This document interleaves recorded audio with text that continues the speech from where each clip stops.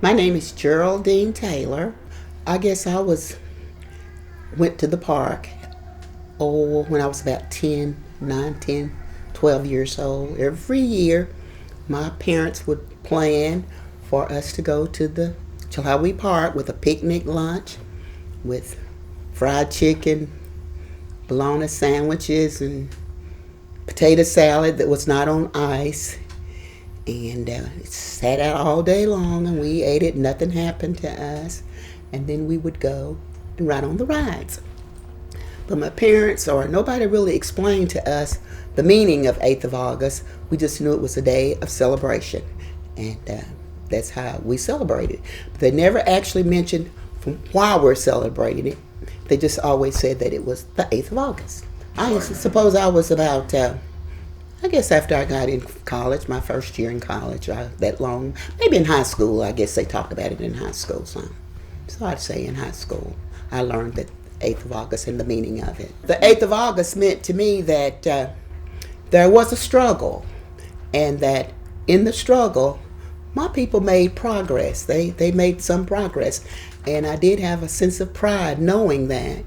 And I always thought about other ways that we could kind of make that kind of a struggle and even have more equal rights. Well, I think the reason it's important for us to continue is because our young people don't know, just like I did when I was a kid, the importance of this.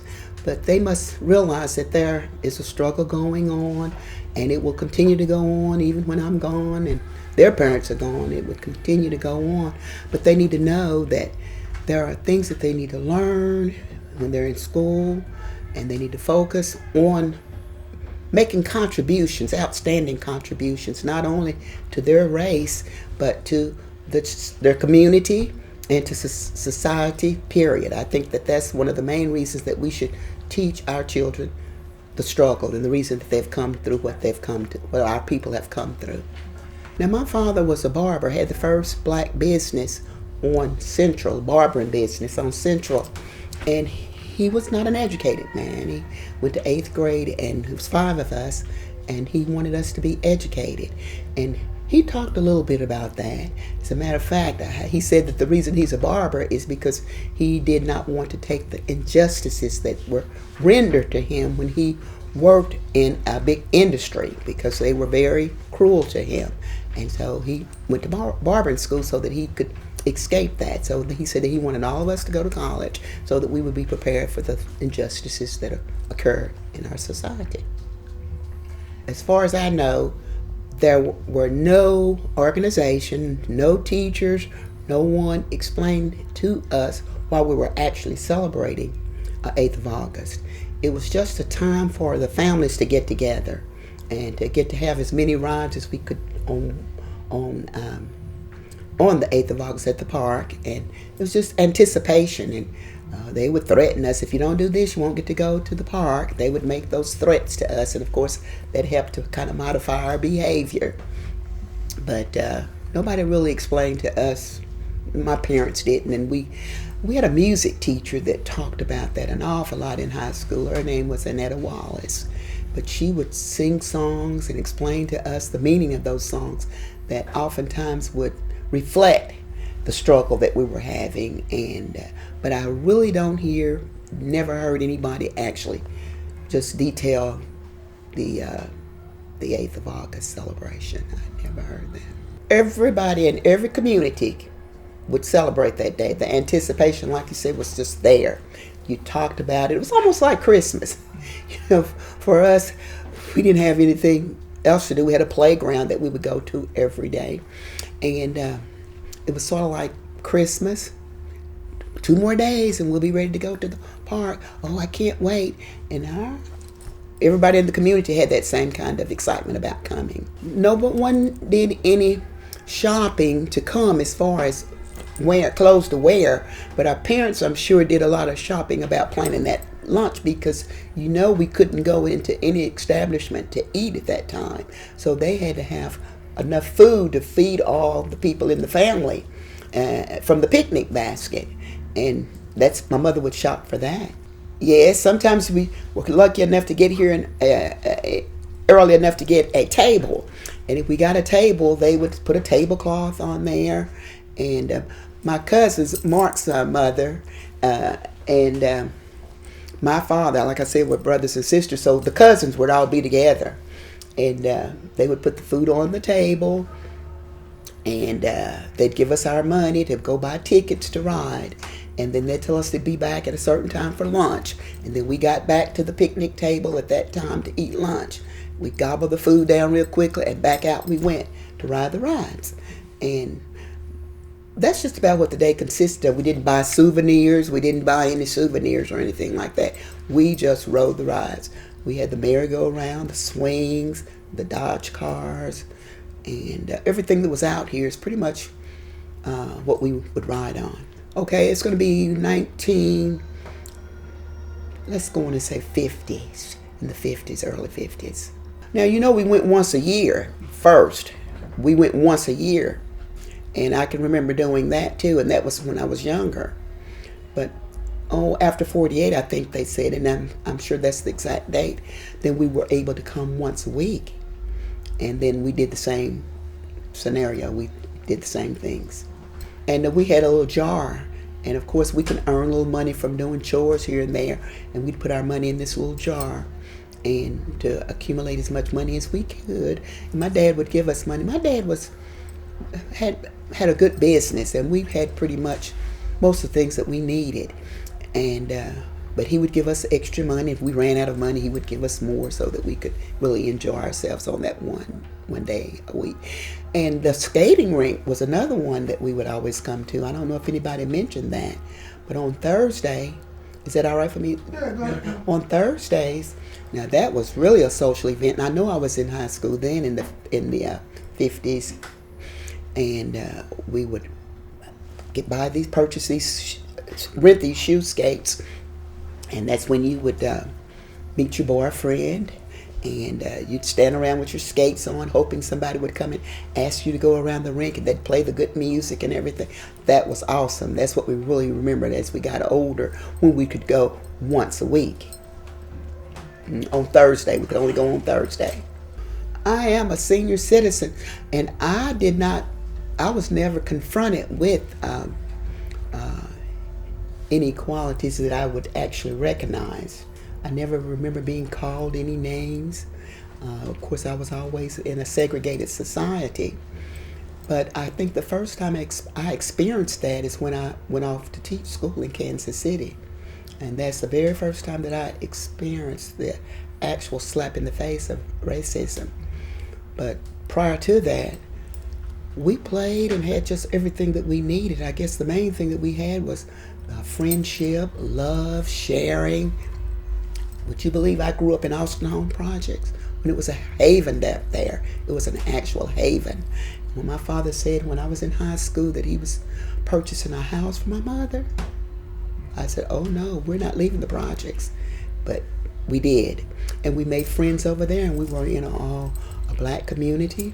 Urban Renewal came over and took that and didn't destroy the friendships and the love that had been nurtured, but it did destroy the community. But all in all, I can't remember just blatant prejudice to me, other than the inequalities that I know now exist after I got older. There were 7 in my family, my mother and my father, and we had my father was a deacon in the church, and he, like I said, he had his own business. My mother was a good mother. She fed us well and provided for us. So we had good upbringing. Now my siblings, there were 5 of us all together, two boys and 3 girls. 2 of my sisters have passed, so I have 2 brothers left. And all of us are college educated, except one sister who wanted to get married out of high school. And my dad said, well, okay, if that's what you want to do, fine and good. And she did. But basically, we had a good upbringing, a good life. God's just been good to us, and he still is. I don't know who the authorities were. I guess it was the city people who decided that we could go first once a year. I mean, one time a year. And that was on a Thursday too. but it was only once a year, so that was anticipation, just like Christmas, for the whole year. And after 1948, they said that we could go once a week, and we were able to, like I said, come to the skating rink, and I'm sure that we had access to the park too on that once, and that was after 1948. The first thing when we got up, we could hear my mother preparing the food. She, like I said, she's going to always have bologna on mustard, and she'd wrap it up in not aluminum foil, but wax paper. I can remember that wax paper. And then she would always fry chicken, enough for everybody to have as much as they wanted. And you could smell it. That's the first thing, the aroma of the chicken got you all excited. And she'd devil some eggs, and she'd make a pound cake that would just melt in your mouth. And she'd have all that in the aluminum, not the aluminum foil, but the waxed paper. And then she would fry chicken. I said that make potato salad. And we talk about this often. We didn't have anything on ice. It was no ice, and that potato salad sat out all day long, and nobody got sick. Nobody got sick off the eggs. We didn't have any refrigeration. And I'm sure that somebody had a chunk of ice up there for the drinks, but I don't remember my mother ever preparing bringing ice or anything. And I guess we must have had bottled drinks, because back then they didn't have the canned drinks. I don't remember them. But after then we'd all get in the car, and my father would bring us to the park maybe. Then he'd go back to work because he had a barbering business, and he hardly ever took off from work. And with my cousins, there were 4 of them, and then their mother, and maybe a couple of aunts who were there, but we all had the same table. And we would just spread the table out, and they would sit there, the parents would, and this was just our little station. This was our station, and the kids would run here and there and come back to the table at check in, and nobody bothered anybody. Everybody was kind to everybody, and you'd see everybody in the community. If you weren't there, you missed out for some reason. I don't know why nobody would be there, but everybody in the community came to Chilhowee Park for that big day, 8th of August. Now, one thing about the rides, they made me kind of sick and dizzy. I didn't like to ride the rides too much, but the one that I did like was the Dodge cars, because I like to bump into other people with it, and I enjoyed that. And I would ride the swings. They were a little high, but I would ride the swings. But I just didn't like those rides that went around and around. They made me kind of dizzy. So there was no emphasis of the 8th of August, and the reason why, no speeches. It was just a fun time, but no speeches. That's why this is such an important day today, because the community, I've heard several people say, well, I didn't know that. We're learning things that we never knew. So this day has been very, very significant. I think the fact that my friends, I've heard them make comments, and some of the things that I've heard I didn't know. I've even learned, as old as I am, things about the 8th of August that I didn't know.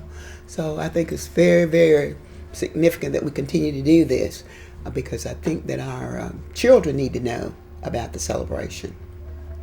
And people of other races don't even know about the celebration. They would love to know this and can't imagine that we were denied those kind of rights. Some people don't think that's right.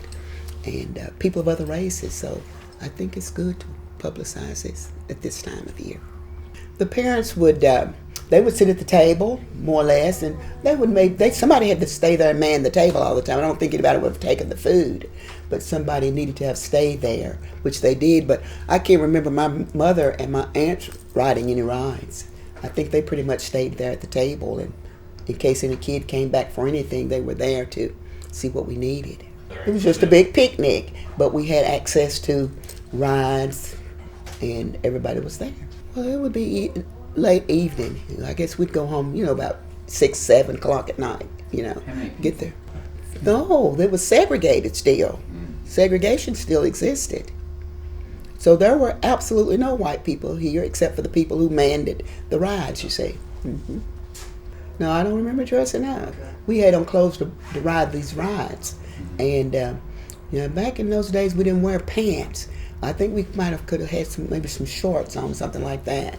But I can remember wearing maybe shorts and a little halter like. But it was not a dress up affair. It does not equate to this event today at all. Quite different. Stab in the dark. Your dad was Mr. Jackson. Yes, he was Roger Jackson. How about that?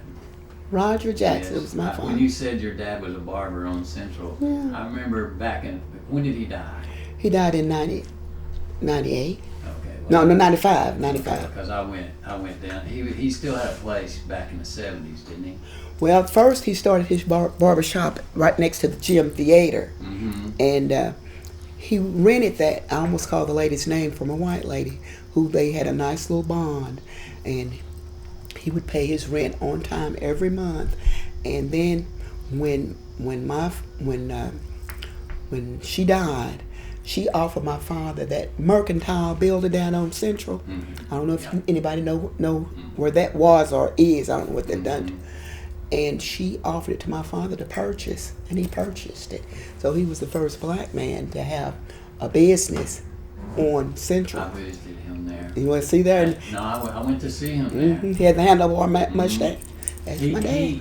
He knew some things about the race ride of 1919. Yes, he did. Because I went down there and talked to him about the race ride of 1919. And my father had an 8th grade education, but he was a very wise and smart man. I remember him. Very wise. Was he kind of big? Yeah, he was a big guy. Yeah. Not quite as big as he. Tall as he is taller, but he was a big guy. And a tall guy. That's and very proud man. He was very proud. And he didn't want us to ask. One time we were having a struggle. We were still living in the projects, and I can remember him telling my mother, "No, they will not get free lunch. Just make a sandwich for them. They will not get free lunch." And so my father refused to let us have. So mother would make us a sandwich. She'd grind up that pimento cheese. I can remember that ham salad, and put that in our lunch, and make that homemade pound cake. And put that in our lunches, and that would be the best lunch you could taste. I tell my girls now, and I've tried to make that like my mother, but he didn't want us to have any handouts, and we didn't. We never did.